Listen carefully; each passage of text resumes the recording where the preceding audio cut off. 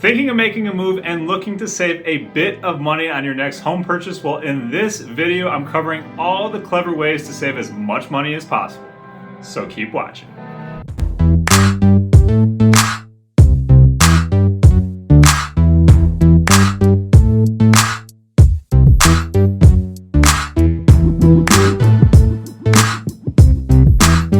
What is happening, everybody? This is Austin Weiss, your go-to home advisor right here in the Chicagoland area. If you're returning or brand new, make sure to hit that subscribe button, tap that bell so you don't miss out on any of my future videos. I do a ton of video content all about what it's like to work, eat, live, and play right here in the Chicago Metro. And if you're thinking about making a move, whether it's to buy, sell, or invest in real estate here in Chicago, you can always reach me by phone, text, or email, days, nights, weekends, and I would absolutely love to connect with you and help you in any way possible. All right, knowledge is power in the real estate world. By understanding where the expenses come from when purchasing a house, it's easier to know where to save money. So besides the obvious thing of avoiding shopping with my lovely wife in order to save money, in this video, I'm gonna be covering all the top real estate ways to save money on your next home purchase here in the Chicagoland area, starting with number one, organizing your financials. To put it simply, before you ever start shopping for a house, you should have an understanding of what price range you want to be shopping in and what that monthly mortgage payment will be for yourself and your family. So if you want lower mortgage payments, then buy less house, and that'll save you quite a bit of money over the long run, especially when it comes to interest payments. Now, when you go to qualify for a mortgage, there'll be three main things that the loan officer will be looking at. Those include your credit score, your down payment amount, and your debt to income ratio.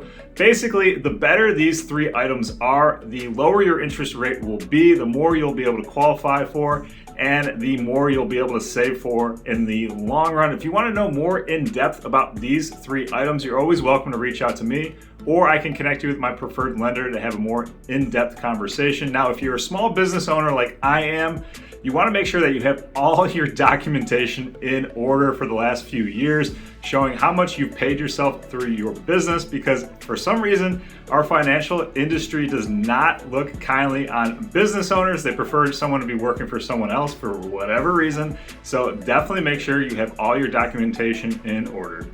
Next up, find a savvy real estate agent. Don't just call off the front yard sign of a house you're interested in and begin working with that person, but interview the agents before you ever go look at a house. Have an in-depth conversation with a realtor and decide what their philosophy is on buying and selling real estate, and make sure that it fits your needs, because you wouldn't want to make a purchase of hundreds of thousands of dollars with someone that you don't know, like, or trust. So what you really want to do is find someone who can negotiate professionally on your behalf, knows the ins and outs of the neighborhoods you're searching in, has the game of real estate figured out to keep you from losing tens of thousands of dollars, especially when it comes to understanding home valuations, negotiations, and inspection repairs. That way you'll have the confidence to make all the best decisions for yourself and your family.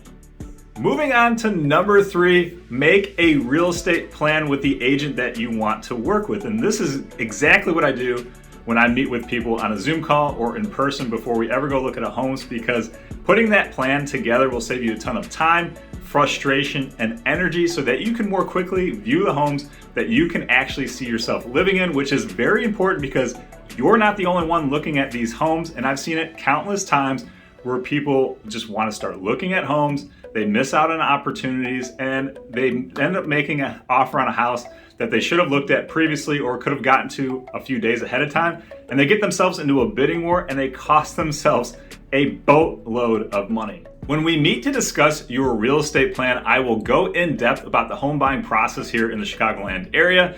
We'll discuss how to go about making an offer, the negotiation process, the inspection review period, and I'll provide some estimates on closing costs. More importantly, I want to discuss what your lifestyle is, what's important to you, any schools, commute times to work, and what exactly you're looking for in a home and a neighborhood. It's not just aimlessly looking at homes, wasting a bunch of time and effort, especially if you're moving here from out of the area. You want to make sure that you're working with a neighborhood neighborhood expert who actually understands what's going on in that particular town. I mean, you wouldn't want to buy a house that backs to a particular area that has plans to build some warehouse or a waste dump in the next few years. Because, hey, if you're enjoying this video and it's helping you in any way with your moving plans, make sure to smash that like button, hit subscribe, as it gives me a ton of encouragement to keep making awesome content for people like you.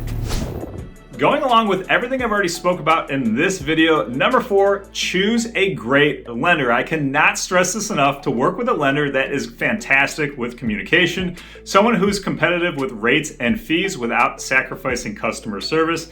I've seen it time and again, someone will choose to work with an online lender and we're out looking at homes on a Thursday evening or on the weekend, and we call their lender, they don't pick up, and we can't get an updated pre-approval, and they end up missing out on that house.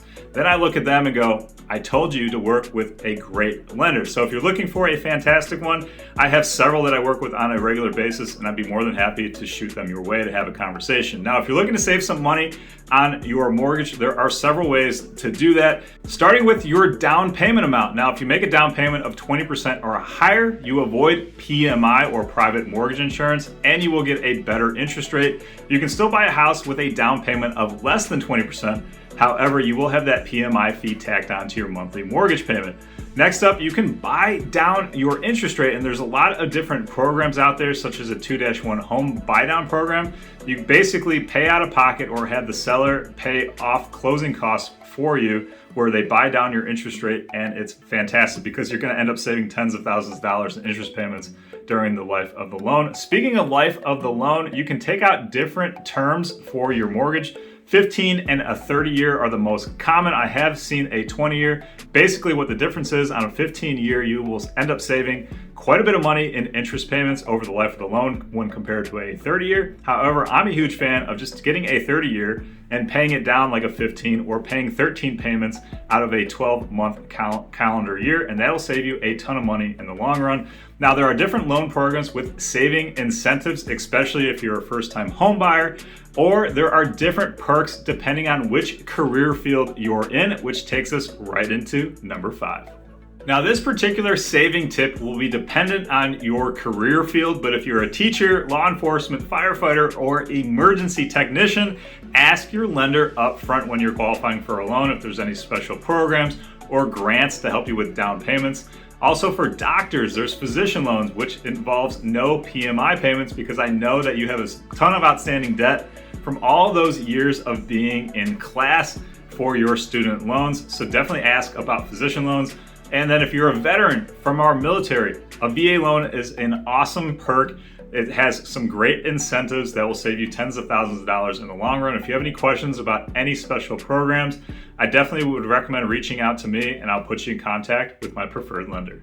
Moving on to number 6, your team of professionals that will help you in the purchase of your house. So in addition to your lender and your realtor, you're going to have other professionals that will assist you along the way. This includes your attorney, which will pull all of the liens against the house and make sure that title is clean and that you won't have any problems closing on the house. Your inspection team, so they will go in during the first 5 business days of going under contract to make sure the house is exactly how you expect it to be, and if it's not, you're going to want to know so you don't move forward with that transaction and can more quickly focus on something that you would rather purchase. Your insurance agent, I have a fantastic guy who will compare quotes from a dozen different companies, so you're not getting hosed when it comes to homeowners insurance. I can also provide you with handyman and contractors that are legitimate and not someone who's just going to steal a bunch of money from you. The appraiser is going to work with your lender as well, and they're going to keep you from spending over what the house is actually worth. And then your utility setup. So I have a fantastic company that will help you set up your utilities 100% free. All right, the last 2 home saving tips I have for you will be dependent on that real estate plan we spoke about earlier in the video, but number 7 is timing. Now, if you can buy a house in the non-peak season, demand will definitely be lower and you'll have reduced competition, aka winter. So historically, prices are also softer during the winter and colder months across the country, especially here in the Chicagoland area, and you won't have as many people to compete against. Ultimately, you need to do what's best for yourself and family, and stick to that real estate plan as much as possible. So if you can buy in the winter months, fantastic. But if you have to wait until the spring and summer, know that you'll have more inventory to choose from. However, you'll have many, many more people to compete against. Last but certainly not least, number 8, find a home that needs some TLC. Now, I understand what you're thinking, but Austin, we want a home that's move-in ready. Well, so does most of your competition, and if you want to reduce those bidding wars and the amount of people that you have to compete against for your favorite house, then maybe you should find a house that needs some work. So hear me out. You'll have reduced competition, giving you room to negotiate the price and possibly move into a better neighborhood. Plus, there are renovation financing options, so definitely have a conversation with your lender. Now, when I look for a home that needs some work, I always look to see what happens with the big 3. Those are your windows, your structural items such as roofing, siding, and foundation, and of course, your system. So as long as those look fantastic, everything else is cosmetic. So you have the opportunity to put your own personal touches, colors, and styles on the house, and who wouldn't want to choose those items? Now, if you have any questions about anything I talked about in this particular video or any of my other videos, you can always reach out to me by phone, text, email, days, nights, weekends. If you are planning on making a move anywhere in the Chicagoland area, I would love to connect with you and help you in any way possible. But until next time, I'll catch you guys later.